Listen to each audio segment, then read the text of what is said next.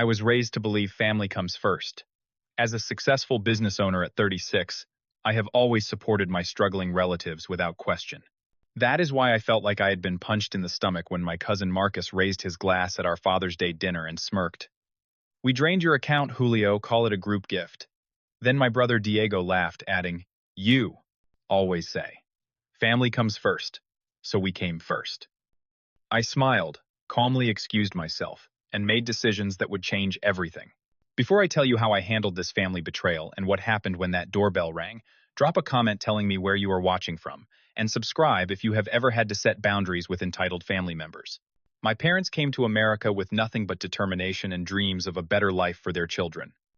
They worked multiple jobs, my father in construction during the day and restaurant kitchens at night, my mother cleaning houses and taking care of other people's children. Every dollar they earned that did not go to necessities was saved for my education and my brother Diego's future. "Family sacrifices for family," my father would say, in his heavy accent while counting bills at our small kitchen table. "This is what makes us strong, Julio. Never forget where you come from." I took those lessons to heart. When I earned a business scholarship to State University, I worked 2 part-time jobs so I could send money home. After graduating, I started a small contracting company, sleeping on friends' couches and working 18-hour days to make it grow. Within 10 years, my business had become one of the most respected construction firms in our region, employing over 50 people and handling multi-million-dollar projects. Success came at a personal cost. While building my company, I missed dating, friendships, and the normal experiences of my 20s. But I never forgot my responsibility to family. When my parents died in a car accident 6 years ago, I stepped up without hesitation. Diego had just started college, so I paid his tuition, housing, and expenses in full. When he dropped out after 2 years to find himself, I gave him a job at my company with a generous salary, despite his lack of experience or work ethic. When he quit after 6 months because the work was too hard, I continued supporting him financially. My cousin Marcus had his own troubles. After his 3rd arrest for driving under the influence, I paid $20,000 in legal fees and bail money. I helped him find an apartment and covered his rent for just a few months that somehow turned into 2 years. Aunt Teresa needed an expensive surgery not covered by insurance, so I paid for the procedure and her recovery care. Uncle Roberto wanted to start a restaurant, so I co-signed a business loan. When the restaurant failed, I covered the debt to protect my credit score. The list went on and on. Second cousin Philip needed money for car repairs. Cousin Lucia wanted help with a down payment on a house. My younger cousin Alejandro needed tuition for a private school. I rarely said no, because family comes first, right? I did notice concerning changes over time. What began as humble requests, with profuse gratitude, evolved into expectations, then demands. The thank yous became less frequent, the requests more substantial. Family members who once visited to spend time with me now only appeared when they needed something. Looking back, I should have recognized the warning signs these past few months. Diego suddenly upgraded his car despite claiming he could barely afford rent. Marcus showed up wearing an expensive watch at a family birthday party. Aunt Teresa mentioned a luxury cruise she had booked, then quickly changed the subject when I expressed surprise. Documents went missing from my home office, including bank statements and investment reports. Sometimes I would enter rooms to find hushed conversations that abruptly stopped. My brother asked oddly specific questions about my banking setup, wondering if I used the same password for multiple accounts. "Just curious about how successful people manage their finances," he explained with an unconvincing laugh. Despite these red flags, I trusted my family implicitly. They were all I had left after losing my parents, and I could not imagine they would ever betray that trust. This year marked the 5th Father's Day since my dad passed away. I decided to host a special dinner to honor his memory, inviting our entire extended family to my home. I spent days preparing his favorite dishes: slow-roasted pork rice with pigeon peas, sweet plantains, and flan for dessert. I decorated the dining room with photos of him and small mementos of his life, wanting to create a meaningful tribute. I even ordered custom napkins embroidered with his favorite saying, "Family comes first." The irony of that choice would soon become painfully clear. The Father's Day dinner began pleasantly enough. Family members arrived in groups bringing side dishes and bottles of wine. I greeted everyone warmly, accepting hugs and catching up on recent events. The house filled with familiar voices and laughter momentarily, creating the illusion of the loving family I thought we were. As I carried the main dishes to the table, I noticed unusual details. Cousin Lucia's new designer purse, that must have cost at least $2,000. Uncle Roberto's Italian leather shoes. My niece Adriana, still in high school, wearing what appeared to be real diamond earrings. These observations registered vaguely as curiosities, but I dismissed them. Perhaps they had saved up for these items, or received them as gifts. I wanted to believe the best about my family. When everyone was seated around my large dining table, I said a brief word of welcome and proposed a toast to my father's memory. Everyone raised their glasses solemnly. Then, an unexpected thing happened. Marcus stood up again, holding an expensive bottle of champagne I did not recognize from what had been brought to the dinner. "I would like to make another toast," he announced with a smirk that immediately set off alarm bells in my mind. He popped the cork dramatically, filled his glass, and lifted it high. "To Julio, the family ATM. We finally figured out how to make a group withdrawal. Consider it our Father's Day gift to ourselves." The room fell strangely quiet for a moment before Diego laughed loudly and added, "You always preach that family comes first, so we just came first for once." Several family members joined in the laughter while others looked uncomfortable. I sat frozen in my seat, not comprehending what I was hearing. "What are you talking about?" I finally managed to ask, my voice barely audible. Marcus grinned wider. "Come on, Julio. Do not play dumb. You must have noticed by now. That fancy account tracking app on your phone must be blowing up with notifications." Diego leaned forward, his expression smug. "We found your banking information in your office a few months ago. Those password lists you keep in your desk drawer. Not your smartest move, bro. We figured you would not miss it," Cousin Philip chimed in. "You make so much money and you are always going on about supporting family. So we decided to support ourselves for a change." The horror of what they were describing washed over me as they continued explaining with shocking casualness. They had systematically gathered my financial information over several visits to my home. Diego had created a group chat to coordinate their efforts. 7 family members had participated, each making transfers or purchases using my saved payment information on various websites and services. "How much?" I asked, my hands gripping the edge of the table. "About 42,000 altogether," Marcus replied with a shrug. "We split it pretty evenly, and spent it immediately," Lucia added proudly, displaying her new purse. "Finders keepers." "We figured you would be mad at first, but you will get over it," Diego said, reaching for more food. "You always do. Family comes first, right? Just consider it payback for all those years of putting up with your lectures about hard work and responsibility." They continued eating and drinking as if they had just shared a mildly amusing anecdote rather than confessing to theft and fraud. The absurdity of the situation was overwhelming. These people, my blood relatives, were treating the systematic stealing of my money as a harmless prank. A few family members looked deeply uncomfortable. Aunt Teresa in particular appeared horrified, though she remained silent. My young cousin Adriana stared at her plate, her face red with what I hoped was shame. "I see," I said, quietly, careful to keep my expression neutral, despite the rage and hurt boiling inside me. "Would you excuse me for a moment?" I walked calmly to the kitchen as conversation resumed behind me. Once alone, I pulled out my phone with shaking hands and logged into my accounts. The evidence was there in black and white. Dozens of unauthorized transactions over the past week, ranging from a few hundred to several $1,000s each. In total, exactly $42,225 had been stolen. My mind shifted into crisis management mode, the same clarity I access when handling emergencies at construction sites. First, I called my bank's fraud department and reported the theft, explaining that I knew the perpetrators and would be pursuing both criminal charges and civil recovery. Then I methodically went through every recurring payment I had set up for family members. Diego's rent, car insurance, and phone bill. Marcus's monthly loan repayment, that was really just an allowance. Lucia's children's school fees. Philip's car payment. One by one, I canceled them all. Next, I texted my friend Detective Michael Rodriguez from the Financial Crimes Unit. We had played football together in high school and maintained our friendship over the years. My message was brief. Family emergency, financial theft, need assistance, at my house, as soon as possible. He responded immediately, on my way, 10 minutes. Finally, I took a deep breath and returned to the dining room, where my family continued eating and drinking as if nothing unusual had happened. I took my seat, picked up my fork, and continued my meal in silence. What no lecture, Diego taunted. No speech about responsibility and consequences. I smiled slightly. Not tonight. My calm response clearly unsettled him, but before he could press further, the doorbell rang. The sound cut through the room like a knife, and I saw several guilty faces exchange worried glances. I will get that, I said, standing up. Please continue enjoying the meal.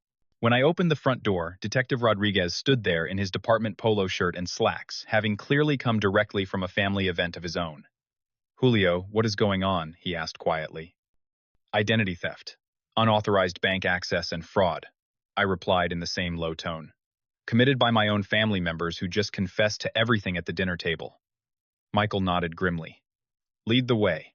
We walked into the dining room together, and the conversation instantly died. Several family members paled visibly at the sight of Michael's badge clipped to his belt. Everyone. This is Detective Rodriguez, from the Financial Crimes Division, I announced calmly. He is here about the unauthorized access to my accounts that you were just boasting about. Diego stood up so quickly he knocked over his chair. This is a family matter, Julio. What the hell, family does not steal from family? I responded, my voice finally betraying some of the anger I felt. And there is something you all should know. After the last time I noticed documents moved in my office, I installed security cameras. Everything from you searching through my desk to taking photos of my financial information is recorded. This revelation hit like a thunderbolt. Marcus's smug expression crumbled. Lucia began crying immediately. Philip tried to leave, but Michael stepped smoothly into his path. I would suggest everyone remain seated, Michael said professionally. Mr. Alvarez has reported a theft of over $42,000, which crosses the threshold into felony territory. I need to take statements from everyone involved. This was just a misunderstanding, Diego protested desperately. We were going to pay it back. It was a joke. A joke I finally allowed my composure to crack. You stole from me, planned it for months, and spent the money immediately so it could not be recovered. Which part exactly was the joke? For the next hour, my dining room transformed into an impromptu interrogation scene. Michael methodically took statements recording everything on his department-issued tablet. I provided account records showing the unauthorized transactions along with the security footage from my office. The family unity that had seemed so important to me my entire life dissolved before my eyes.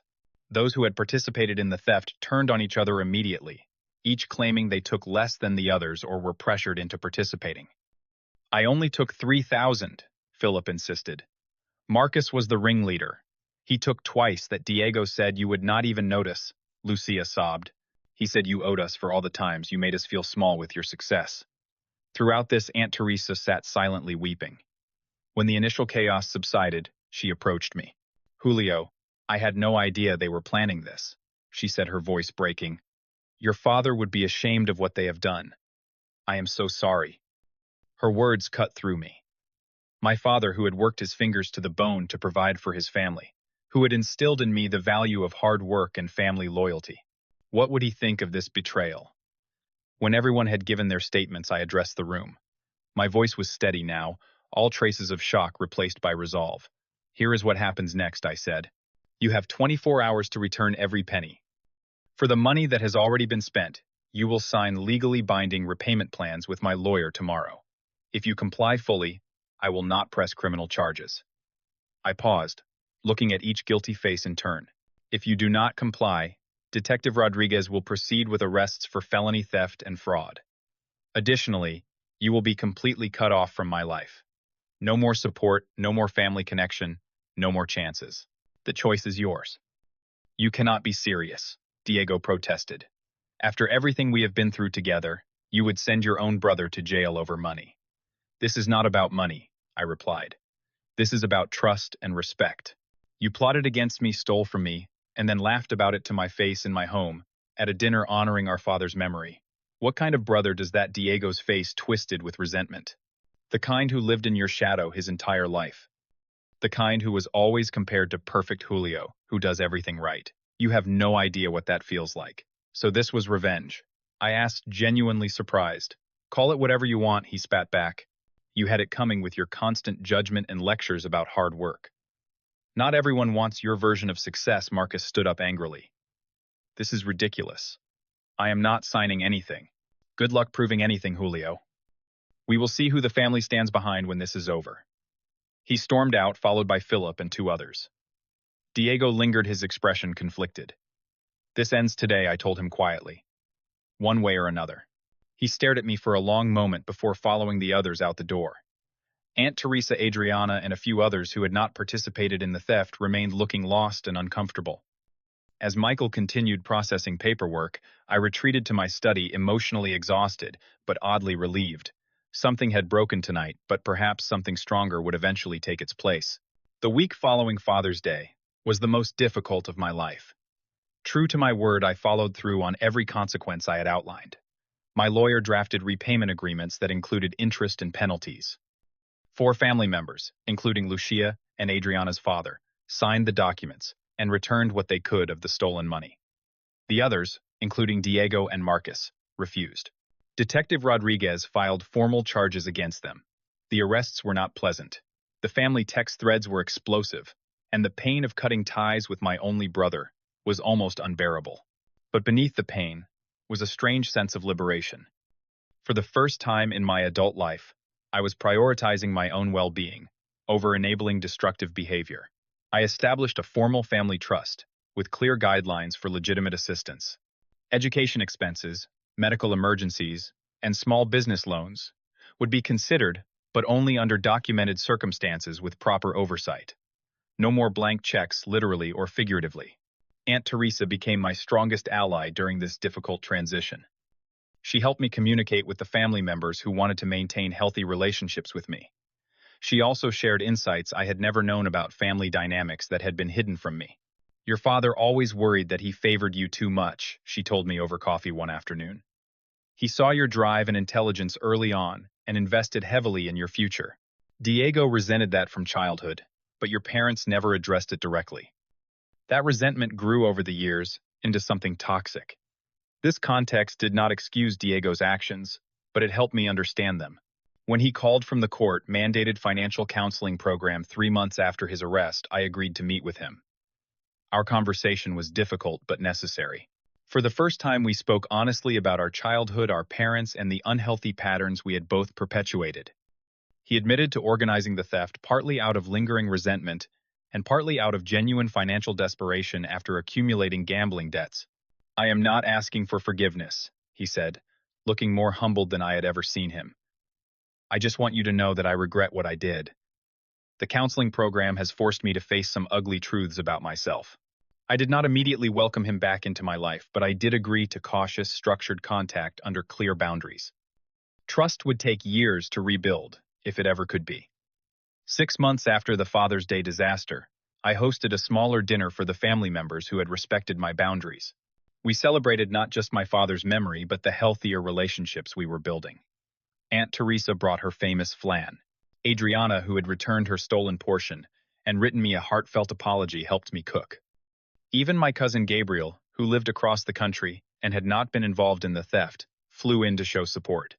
The most meaningful change came when I established a scholarship foundation in my father's name, providing educational opportunities to children from immigrant families.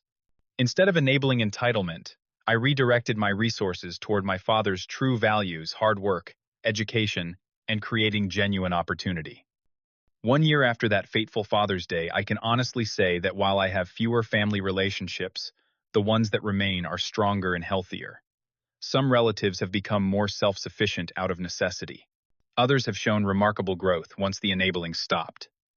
And I have found freedom from the crushing burden of being everyone's solution to problems they could and should solve themselves. I learned that family comes first does not mean sacrificing your well-being for people who do not respect you, even if you share the same blood. It means nurturing connections with those who truly act like family, whether related or not. It means establishing boundaries that protect the values that matter most. Real family comes first, but real family does not steal from each other.